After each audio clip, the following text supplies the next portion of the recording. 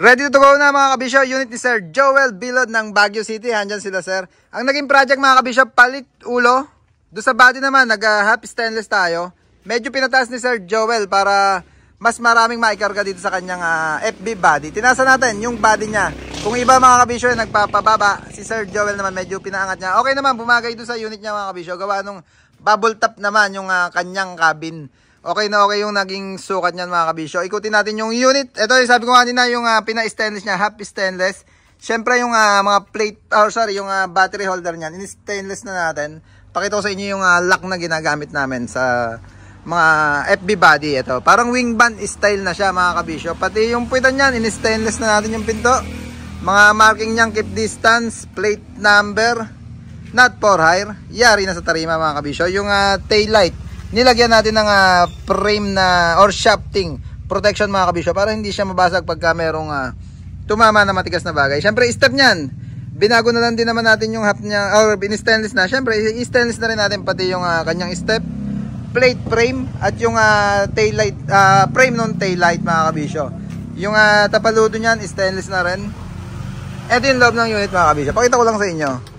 Yan, sabi ko nga pinalitan na natin ng surplus Japan na ulo to. Nakabalot pa ng plastic yung kanyang upuan. Mating, okay na rin yan. Nakamating na rin. Dito tayo sa harapan.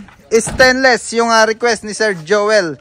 Nagamitin dyan sa bumper niya. Yung super great design natin.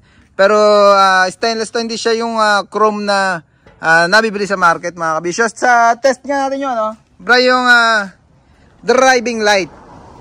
Siyempre, pinalagyan natin Sir Joel ng tig-dalawang mini driving light. Ang ganda nung ilaw niya mga kabisyo. Gawa nung pagka medyo mafag mga kabisyo, tama-tama itong all-weather natin na driving light. Super white mga bray. Yan, merong switch doon sa dashboard mga kabisyo para pwede niya i-select nung super all-weather mga kabisyo at saka yung super white. Ikutin natin mga kabisyo, single tire 10 feet. For BG ba to Sir Joel? Sir Joel. For BG1. Yan. Yung business sir o yung gagamitin mo tong unit panghakot ng bigas. Merong si sir na pwesto sa Baguio City. Yan. Pag minsan gala kami doon sa lagi naman tayo sa Baguio City mga kabisyo. Ikot tayo sa kanyang stall. Yung air cleaner stainless na mga kabisyo yung ginamit natin dyan. Nandito sa ilalim. All goods na rin. Pinalitan na natin. Yan. Yung business name. Ito yung business name ni Sir Joel. J. Rosel ba ta, sir? J. Rosel, yan. Ng Baguio City, mga kabisyo. Bilod, Rice, Dealer. Pati yung windshield, mga kabisyo, pina-stickeran ni Sir Joel dito sa atin. Yung J. Rosel din. At yung chrome cover ng side mirror, wiper arm garnish. Pina-chrome, or ito stainless, mga kabisyo. Ito yung stainless na accessories natin. Ito yung chrome cover. Grills, chrome na rin, mga kabisyo. Sabi ko nga kanina, yung bumper natin stainless na yan. Yan, start mo na nga, Bray, para hindi ma-drain yung battery. Yung shift knob, pinalitan na rin natin yung stock.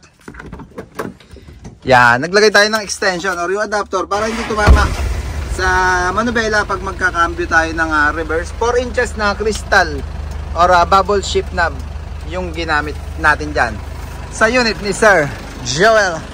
Sir, ayan ba? Thank you po. At ingat po pag uwi ng Baguio City. Papasyal po kami doon pag ahon kami ni Rising Sun. Yan, thank you po. Hanggang dito lang mga kabisyo. At maraming salamat po. Maraming salamat sa suporta. Please like, share, subscribe to my channel Baco Republic para updated lagi kayo sa mga unit natin imasen. Peace, Baco Republic!